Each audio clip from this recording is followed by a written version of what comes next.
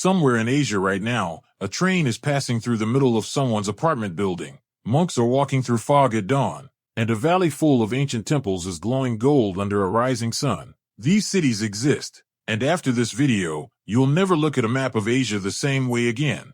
Welcome back. I'm glad you're here today, because what we're about to explore together is genuinely one of my favorite topics, the kind of places that stop you completely. The kind where you see a photo and think someone edited it. Today we're counting down 10 Asian cities that honestly don't feel real, not because they're exotic in some distant, unreachable way, but because each one of them has something about it that breaks your understanding of what a city can look like, feel like, or mean. We have ancient cities that have been alive for thousands of years without a single day of interruption. We have modern megacities that look like they were designed inside a science fiction film. We have towns frozen in time, valleys full of temples, and at least one city whose very name means warmth, because it was literally built around natural hot springs discovered by a king's falcon. If this is the kind of content that excites you, please hit that like button right now. It genuinely helps this channel reach more people who love discovering the world. And if you haven't subscribed yet, now is a great time. We do this every week. And before we start, leave me a comment below. Tell me which city on this list surprises you the most. I will read every single one of them. That is a promise. Let's go.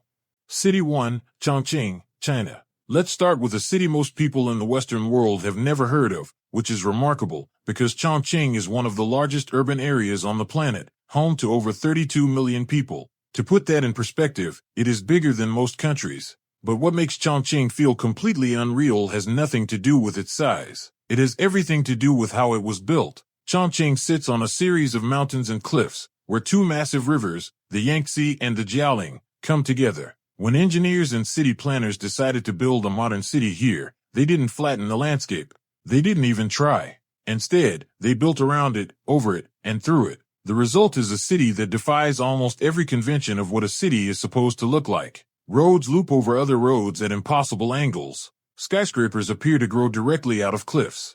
Bridges seem to begin in the middle of buildings.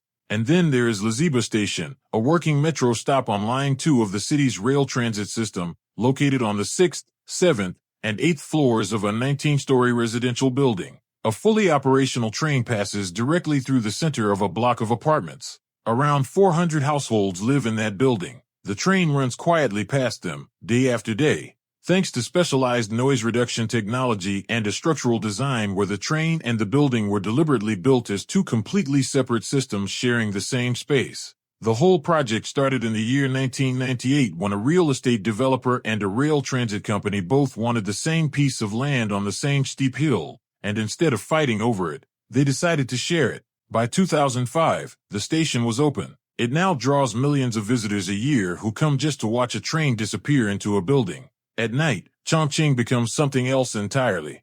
The city is built on so many levels that when the neon and LED lights come on, they reflect off the rivers below, the fog that frequently rolls in from the mountains, and the glass towers climbing the cliffs above. People call Chongqing the cyberpunk capital of the world. Once you see it after dark, that description stops feeling like an exaggeration.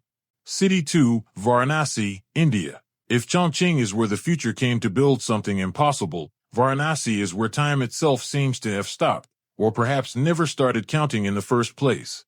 Varanasi is one of the oldest continuously inhabited cities on Earth. Archaeological evidence confirms human presence here going back at least to 1200 years before the Common Era. Hindus believe the city is even older than that it was founded by Lord Shiva himself, making it a city of divine origin before it was ever a city of people. The American author Mark Twain visited in the 19th century and wrote that Varanasi was older than history, older than tradition, older even than legend. The city sits on the west bank of the Ganges River in northern India, and the Ghats, the wide stone steps that run for miles along the riverfront, are its soul. There are more than 80 of them. Each morning, before the sun is fully up, the Ghats fill with pilgrims bathing in the sacred water. Boats drift slowly along the river, carrying people who want to see the city from the water in the first light. Priests perform fire ceremonies on the stone platforms as smoke rises into the air. And at Manikarnika Ghat, the flames of the cremation pyres burn continuously, day and night, around the clock, every single day. It has been this way for thousands of years without interruption. Hindus believe that dying in Varanasi is the greatest blessing a person can receive, that it grants liberation from the cycle of birth and death entirely. Because of this belief, people travel from all over India to spend their final days here. Life and death exist side by side in Varanasi in a way that is impossible to find anywhere else. You might walk from a cremation ghat to a street market selling fresh flowers in under 2 minutes. You might pass a child flying a kite next to a holy man who has not moved from his position of meditation in 3 days. The city has over 3,000 temples within its borders. Its lanes are so narrow that cars cannot pass through most of them. And yet more than 1 million pilgrims arrive every year, adding to the layers of ritual, commerce, chaos, and silence that have been accumulating here for longer than almost any other city on earth. City 3, Bagan, Myanmar. Imagine standing on a flat plain at sunrise. The air is cool and perfectly still. Out of the ground around you, in every direction as far as you can see, rise the red brick towers of ancient temples, more than 2,000 of them, spread across 40 square miles. Some are enormous, their towers catching the first light above the morning mist. Others are small, partially hidden by trees and dry grass. Hot air balloons drift silently overhead, their colored envelopes lit from below by the rising sun. This is Bagan. Bagan was the capital of the pagan kingdom between the 9th and 13th centuries, and during that period, the kings and nobles of the kingdom competed with each other to build the most impressive religious structures they could. Historians estimate that at the height of the city's power, over 10,000 temples and pagodas filled this plain. Earthquakes, weathering, and centuries of neglect reduced that number drastically, but more than 2,000 remain standing today. What is extraordinary about Bagan is not just the number of temples. It is the sense of total visual overload that the place creates, and somehow resolves into something deeply peaceful. There is no single monument to stand in front of for a photograph. The whole valley is the monument.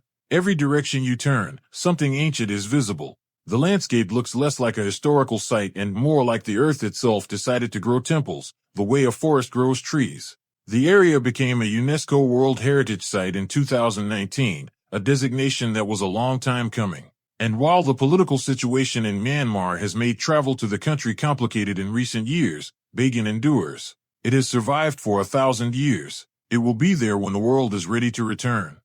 City 4, Hoi An, Vietnam. On the central coast of Vietnam, about 30 kilometers south of Da Nang, there is a small town that looks the way it did 500 years ago. Not because it was rebuilt or restored, simply because no one ever tore it down. Hoi An was once one of the most important trading ports in all of Southeast Asia. Between the 15th and 19th centuries, merchants from China, Japan, India, Portugal, and the Netherlands passed through here, and each of them left something behind, a style of architecture, a way of cooking, a temple, a tradition. The result is an old town that belongs to no single culture and looks like nothing else in the world. The buildings are painted a warm, deep yellow. Silk lanterns, hundreds of them, maybe thousands, hang from every facade, doorway, and bridge. The narrow streets are lined with tailor shops, tea houses, and family restaurants that have been operated by the same families for generations. Once a month, on the night of the full moon, Hoi An turns off its electric lights. Every lantern in the city comes on. The Thursday Bon River fills with small paper lanterns that drift downstream on the current, carrying the wishes and prayers of those who released them. People sit along the riverbank or take small boats onto the water to watch. In those moments, the town looks exactly the way it must have looked centuries ago, when sailors from the other side of the world arrived here and found something they had never encountered before.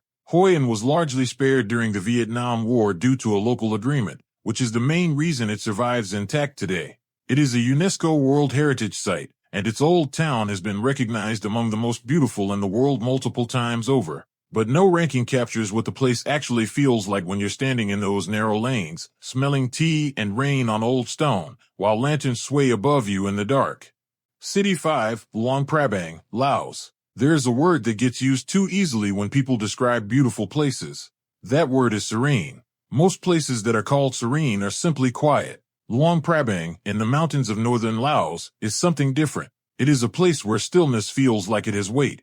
The city sits at the point where the Mekong River meets the Nam Khan, enclosed by jumbo-covered limestone mountains. Every morning, before the light is fully established, the monks of Luang Prabang begin their alms walk. Hundreds of Buddhist monks in saffron robes move in a slow, silent procession through the streets, collecting rice and offerings from local residents who kneel along the path.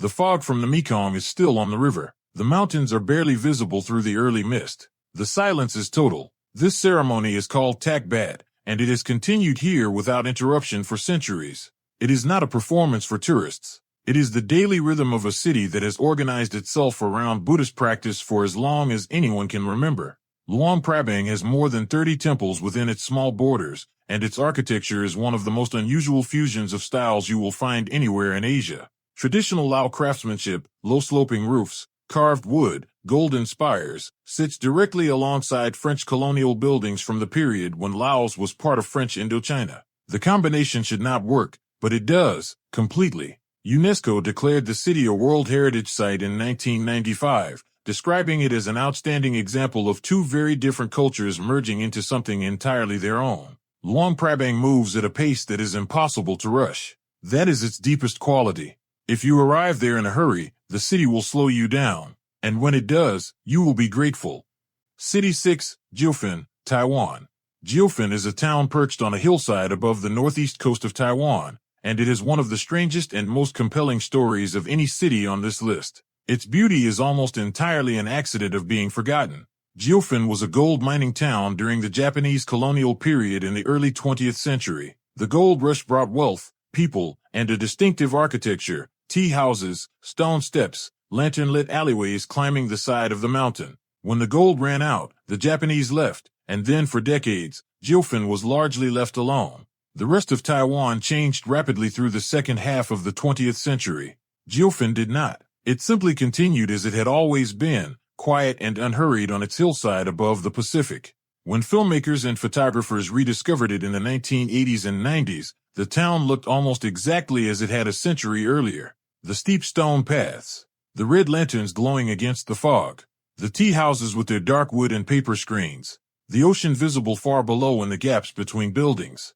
The town became internationally famous partly through its association with a beloved Japanese animated film, though whether or not Jiufen truly inspired that film has been debated for years. What is not debatable is how the place looks at dusk, when the lanterns are lit one by one and the Pacific fog begins to roll in from the water. The air smells of rain and iron tea and old wood. The light turns everything amber and red. And for a moment, standing in one of those narrow alleys, you could genuinely believe you had stepped backward in time by 100 years.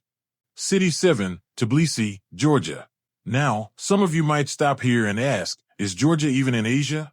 And the honest answer is that Georgia sits directly on the border between Eastern Europe and Western Asia, in a region called the South Caucasus, making it one of those places that belongs to both and entirely to neither. But I included Tbilisi on this list because no city I researched for this video surprised me more. Tbilisi is extraordinary. The city was founded, according to Georgian legend, in the 5th century, when a king named Vakhtang was hunting in a forest and his falcon caught a pheasant.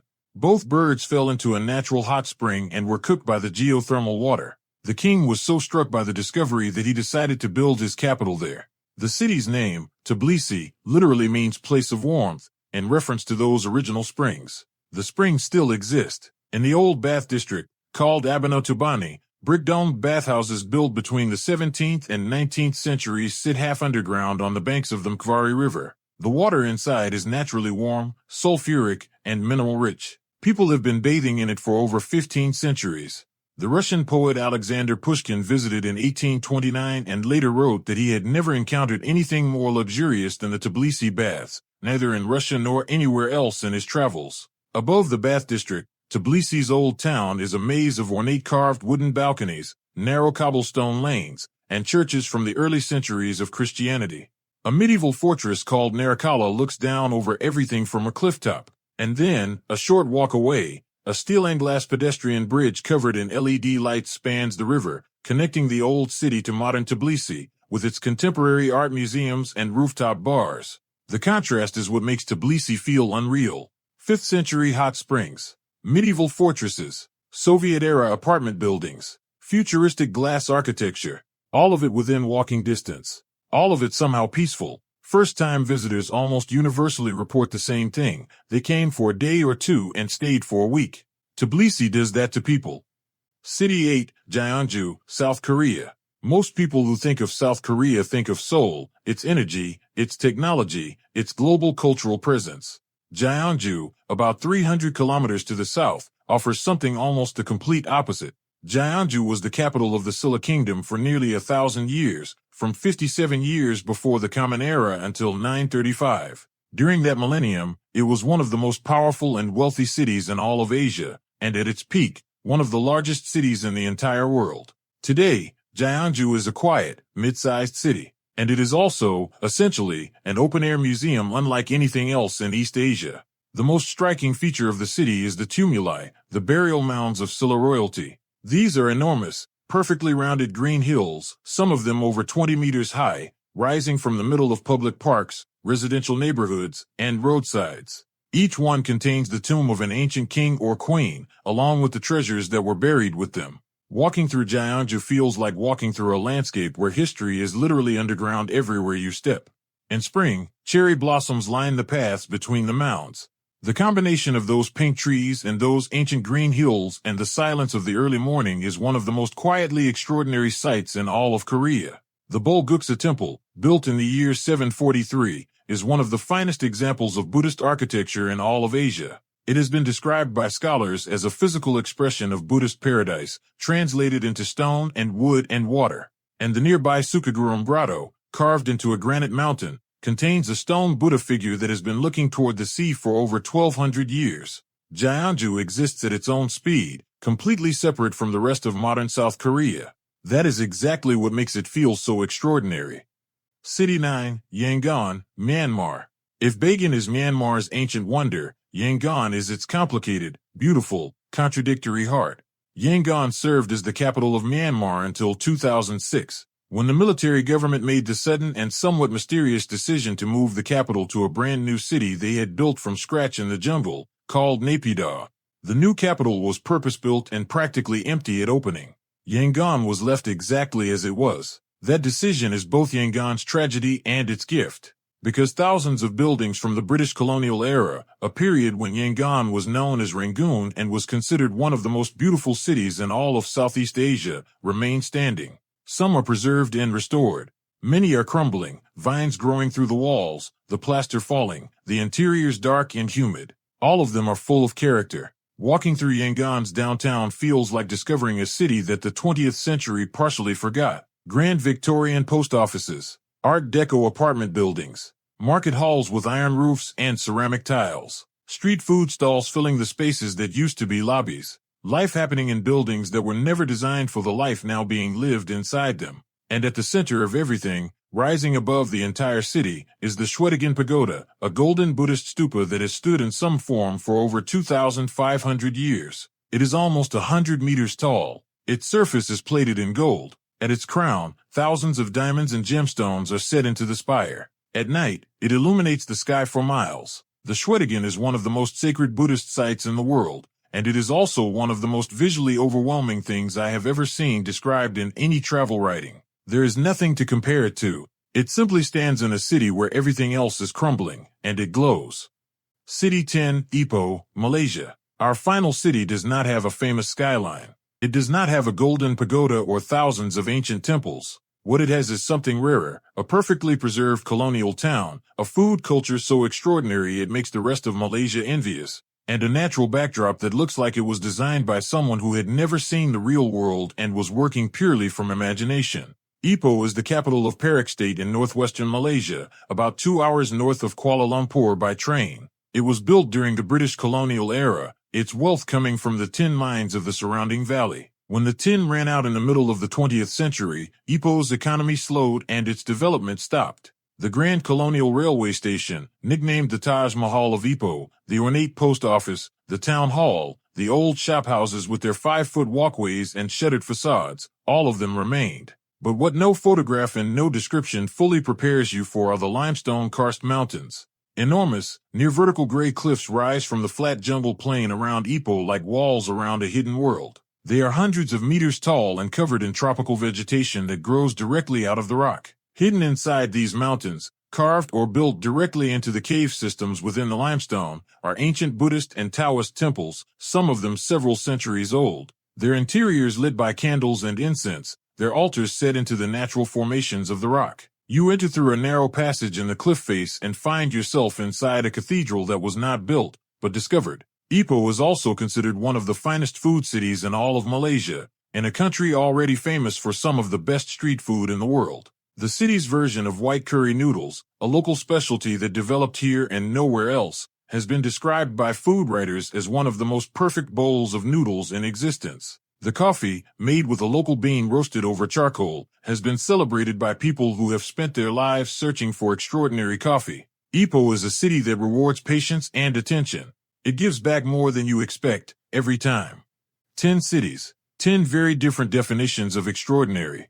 Asia holds more beauty, more history, more wonder, and more strangeness than most of us will ever fully understand in a lifetime. But at least now you know where to start looking. If you made it this far, thank you. I mean that sincerely. Hit subscribe if you want more journeys like this one. And please, leave a comment below. Which of these 10 cities surprised you the most? Was it one you already knew, or one you had never heard of before today? I'll be reading every answer. See you in the next one.